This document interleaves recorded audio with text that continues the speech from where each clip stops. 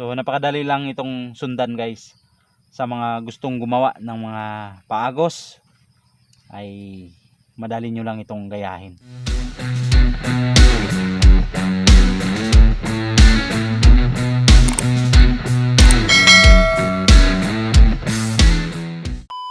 So ayan, kamusta po kayong lahat mga kahagilap? Welcome na naman kayo sa Hagilap TV. Sa video na to guys ay i-share ko sa inyo ang isa sa mga panghuli namin ng mga malalaking isda na kung tawagin sa amin ay paagos. So ayan, ituturo ko sa inyo at ipapakita namin ang pag-set up step by step ng paggawa ng paagos. So ito ang ating mga gagamitin. Ayan. Itong ating kawil 03. Ayan, 6 na piraso. At isang ordinary number 14. Tatlong swivel, gunting, at tatlong klaseng nylon yung ating gagamitin. Itong malaki ay 140 at 090 at itong 070. Ayan. Ito ang ating gagamiting pangtali dito sa ating kawil. Sa mga bago pa lang guys sa aking channel ay pwede nyo akong i-like, share, at i-subscribe ng ating YouTube channel. So ayan, proceed na tayo guys. Gagawa na tayo ng paagos. Yung unang gagawin natin ay puputol tayo ng nylon. Ayan, para sa ating pagtatalian ng kawil. Ayan, mga ganyang kahaba. Ayan. So puputol lang tayo guys ng 6 na nylon na number 70.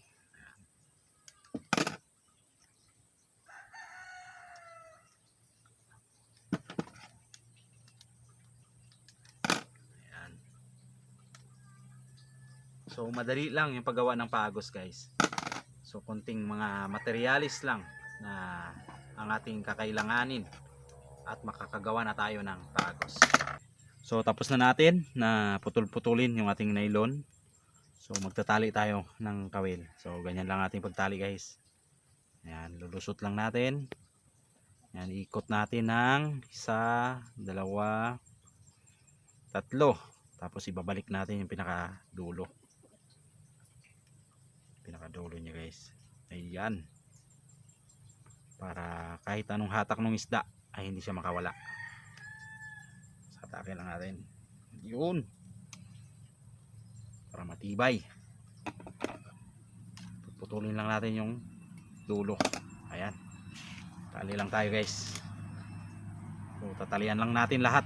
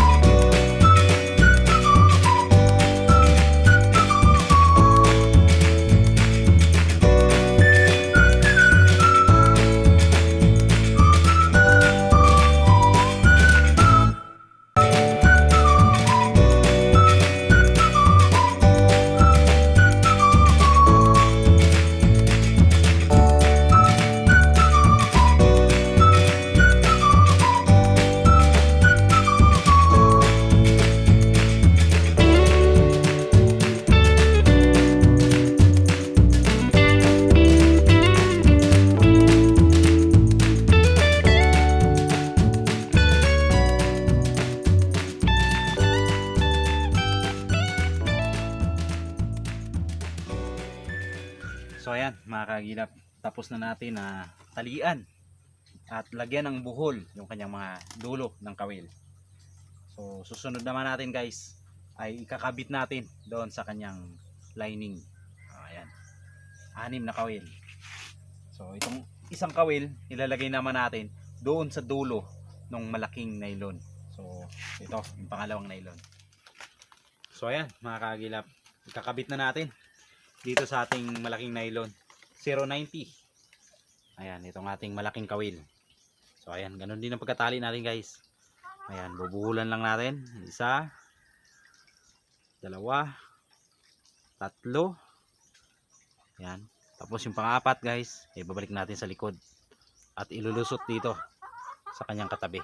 Ayan, tapos hatakin natin. Ayan, sabit natin guys para magandang pagkahigpit. Yun, higpit.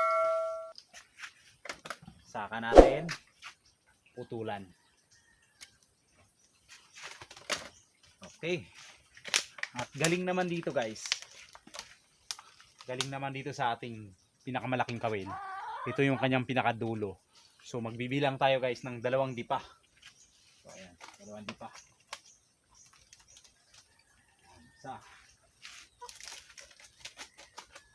2. Ayan, 2 dipa. Ayan.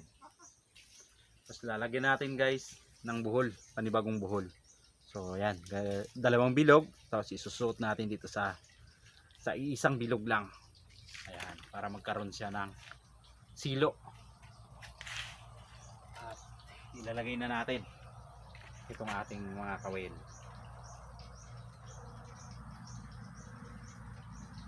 Pagkatapos guys, ay ilalagay na natin dito sa ating ginawang silo itong ating kawil. Ito guys, kung mapapansin nyo, itong ating ginawang nylon ay hindi pantay-pantay yung haba. So itong pinaka maigsi, yun ang ilalagay natin dito sa pangalawa, dito sa unang kawil. So ayan, ito yung ating unang ilalagay. So ganito lang ang pagkabit namin guys.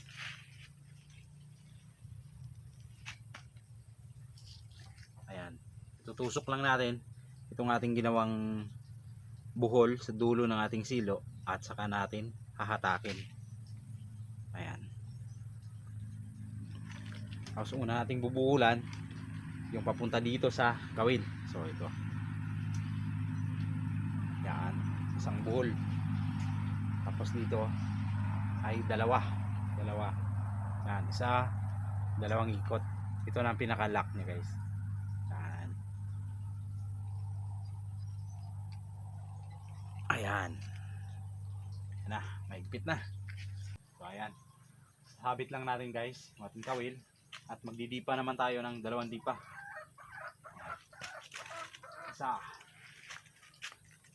2. So ayan, ganoon na naman. Gagawa tayo ng silo.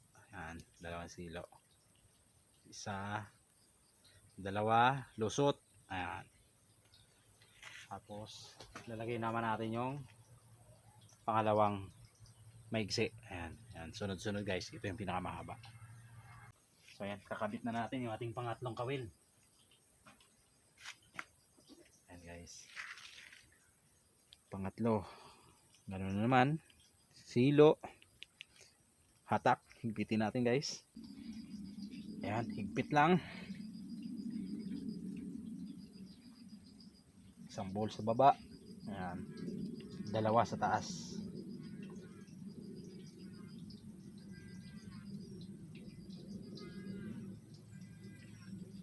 Okay. Ayan, tuloy-tuloy lang guys. Magkakabit lang tayo hanggang doon sa pang-7 kawil.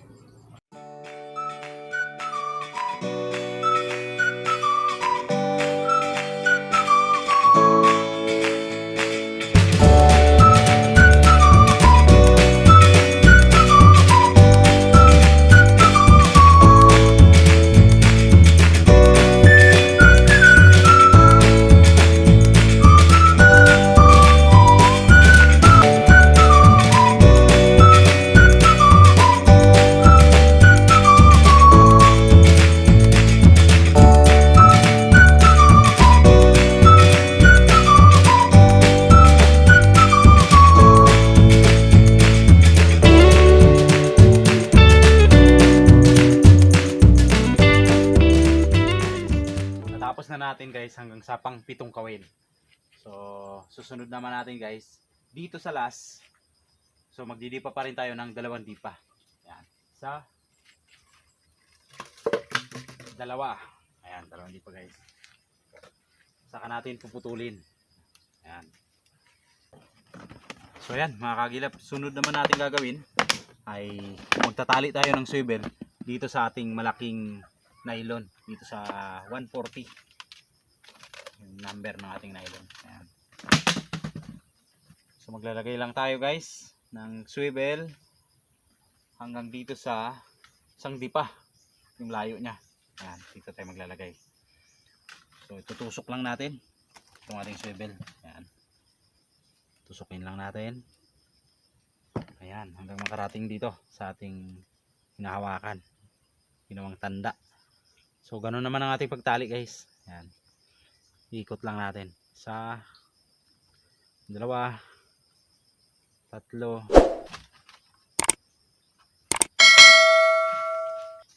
Ayan, balik natin yung kanyang dulo para doon sa pagtatalian ng ating ginawa na lining. Ayan. Ayan, kailangan maigpit.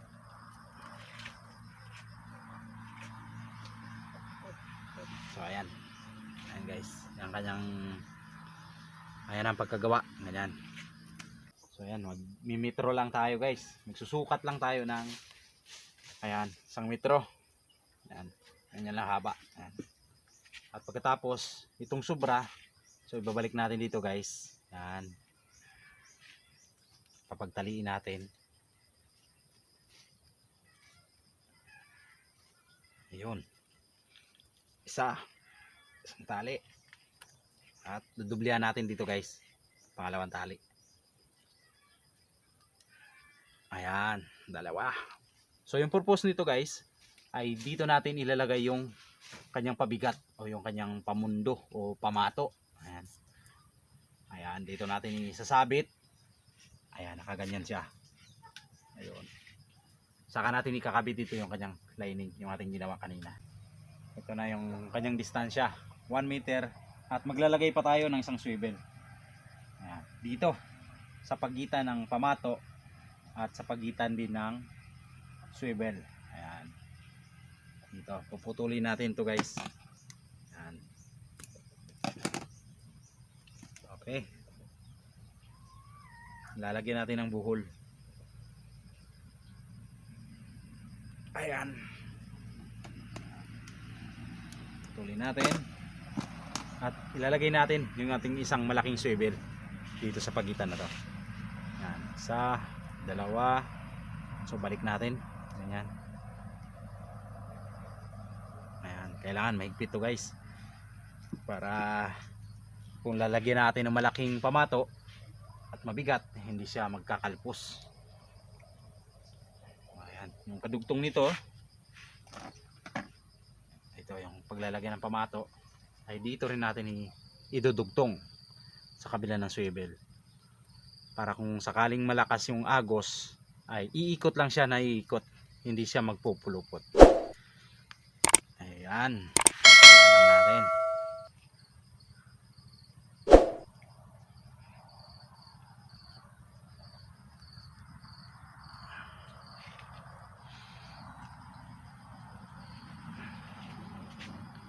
So ayan, tapos na nating talian guys yung unang swivel.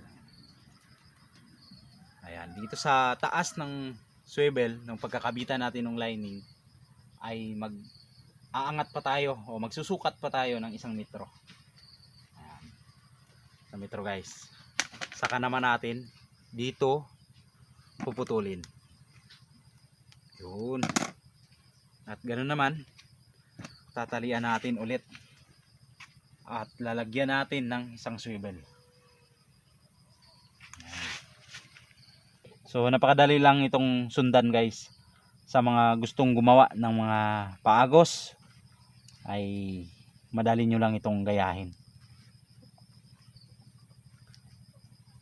So yung ganitong paagos guys ay madalas makahuli ng mga malalaking isda. At ito ay inaarya sa mga malalalim na parte ng dagat. Ayan.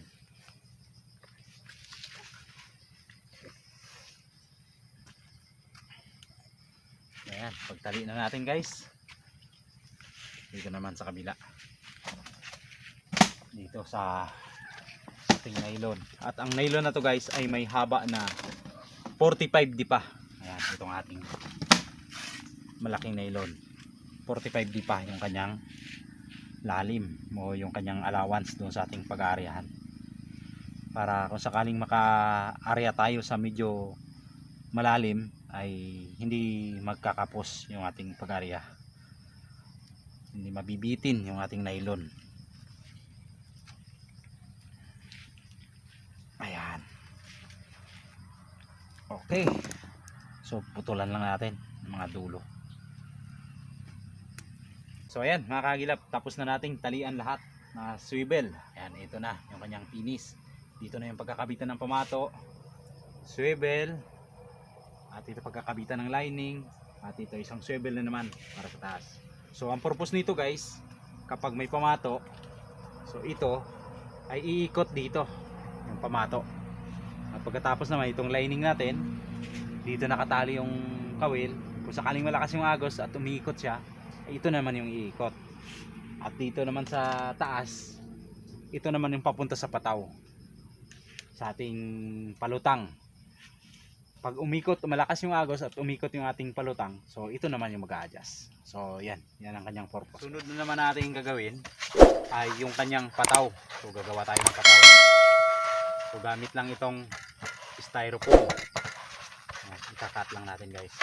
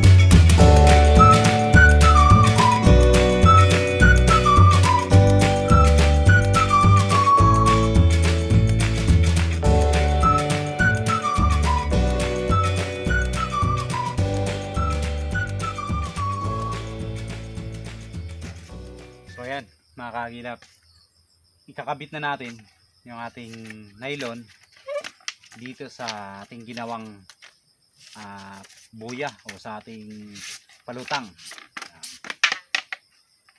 Kakabit lang natin ganyan. So ito guys, pinakita ko lang sa inyo para masundan nyo yung paggawa namin itong paagos. Pero ang talagang ginagawa talaga namin dito ay nilalagyan namin ng kawayan. So ito guys yung aking isang paagos, yung aking lumang paagos. So ito ay ginagamit ko rin. So para dalawa na yung ating i-area sa ating pagpalaot. So ayan, ganyan yung pagka-sit up guys. Mayroon din siyang tatlong swivel. At nilagyan natin ng kawayan. So ang purpose nito ay para kahit malakas yung agos guys, ay dito natin itatali para nakatayo siya na ganun. Ayan. So ito, ipapakita ko lang muna sa inyo yung pag-sit up namin. So lalagyan ko pa rin ito ng kawayan dito sa ilalim. Ayan. Ganyan lang guys, tatali lang namin na ganyan. So susunod na natin lagyan ng kawayan.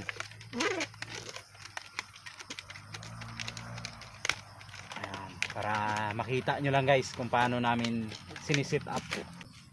Ayan. Ito yung kanyang dulo. Ayan guys, ito yung dulo niya. At ito yung lalagyan natin na nylon sa gitna. Ayan. Tali lang natin. Ipit lang muna natin. At pagkatapos, ayan. Ito guys, yung dulo kanina, yung ating nilagay na kawil. So ito yung pinaka-last. Ayan. So ito yung dulo niya. Ayan. Ito yung pinutol nating dulo kanina guys, na may allowance na 2 lipa. So dito natin ilalagay. Ayan, sa gitnang swivel. So ganun din, pagkatali natin guys. Ayan, bubulan lang natin. Isa, dalawa, tatlo. Tapos tusok natin. Yan. Yan ang kanyang lock. Okay. Saka natin putulin. Sunod naman natin guys ay sasama na natin dito. Sa bandang gilid lang natin siya ilalagay. Ayan. Oh, lalagay natin yung unang kawil.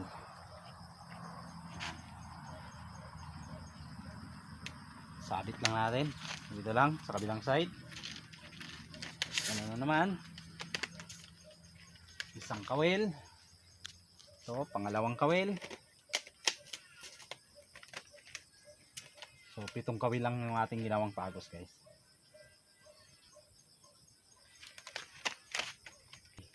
So, itong ginawa nating pagos guys ay ito yung mga malaking chance na makahuli ng mga malalaking isda.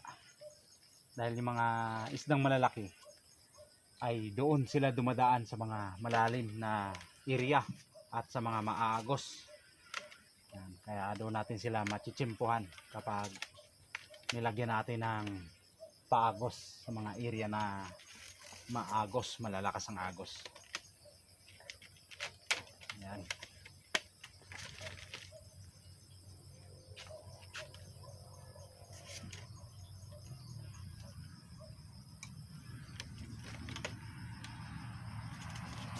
Okay. Last na kawil.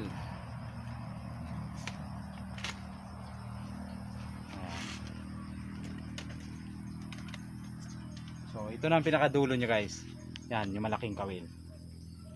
Yan, hihiwalay lang natin. Yan, dito natin ilalagay sa kabilang side. Para yung anim ay dito sa kabilang gilid. At ito namang malaking kawil ay nakahiwalay para madali nating makita yung kanyang dulo. So ayan mga kagilap, ito na yung finish ng ating ginawang pagos. So ayan, sana nakaabot kayo dito hanggang sa dulo at sana nasundan nyo yung ating paggawa ng pagos. At sana may natutunan kayo sa aking na-share na paggawa ng panghuli sa malalaking isda na kung tawagin namin ay pagos. So ayan, hanggang sa susunod guys, abangan nyo sa aming pag-arya. Sana makahuli ng malaking isda. So thank you for watching mga kagilap.